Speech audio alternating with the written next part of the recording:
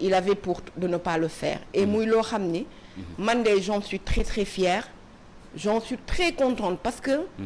dama toog di lire dépêche yi xam nga ñun le jour même on a fait un communiqué le félicitant pour la décision courageuse qu'il a prise mais man ci jour bi dama dem di xool taper Google mais des sites chinois écrit demal fépp chaîne russe tout le monde a parlé de l'acte de Macky Sall Guterres qui tweet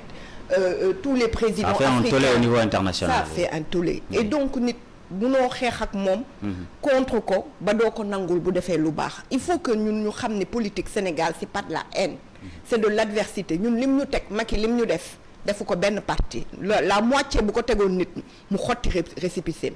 mais ça n'empêchera pas que bu defee lu baax ñu wax ko il est temps que l'Afrique di saluer un peu les actes de nos dirigeants xam nga lu tax parce que tey jii bu ñu tàccoo li mu def dina tax ëllëg ku ñëw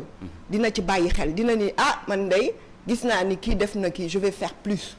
loolu mooy construire les sociétés loolu mooy construire les démocraties la démocratie elle est pas statique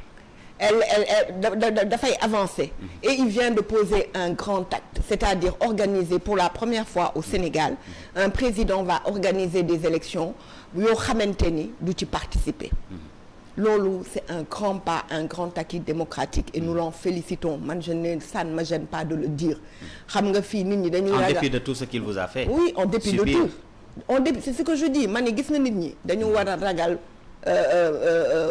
bañ a wax dëgg nit ñi dañu war a wax seen gëm-gëm mais ragal ñu naan la non parce que lu xew mooy complot di leer la man yooyu ragaluma ko il a fait un acte boo xam ni boo duggee Google l'ensemble des félicitations tu ne peux pas être sénégalais munoo nekk patriote te amoo benn comment dire un moment de plaisir de bonheur effectivement parce que bu dee le sang sénégalais mi ngi coulé ci yow képp kuy sénégalais waxuma la président de kuy sénégalais Cheikh Sadbou bu defee acte boo xamante ne dafa rafet dañ ko war a saluer parce que loolu ñun américains yi loolu la ñu ëppalee. D'accord mais au-delà de cet acte au-delà de peut-être du respect de la parole donnée est-ce que jàppoon ni tey am na yeneen paramètres yoo xamante ni sóoraale na ko ba mu tax mu jël lii notamment bon peut-être xëy na bëgguma la inciter à ce que peut-être nga wax ko concrètement mais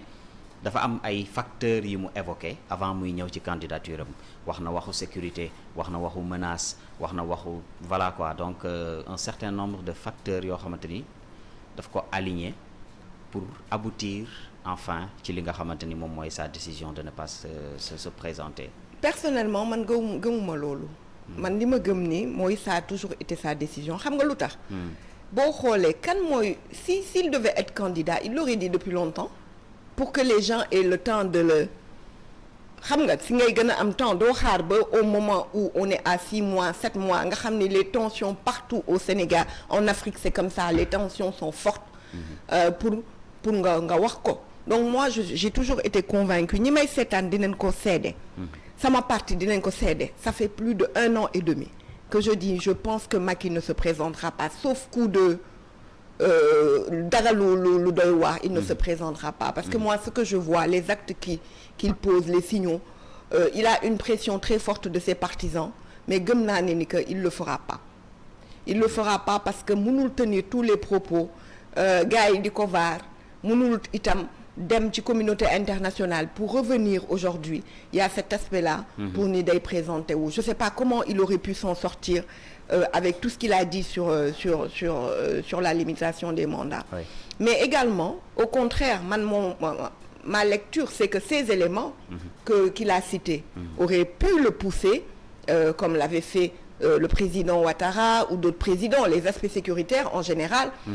poussent les gens à faire un autre mandat je voudrais rappeler là le cas de Roosevelt oui. Qui a fait 3 mandats si je ne me trompe c'était lui. Il était contraint par le contexte quand même. Par le contexte oui. En général au contraire s'il y a un aspect sécuritaire qui risque de déstabiliser notre pays en général dans certains pays il y a une exception qui pousse le président qui connaît déjà le dossier day bokk ci critères yi war a tax mu toog voilà donc ça veut dire que moi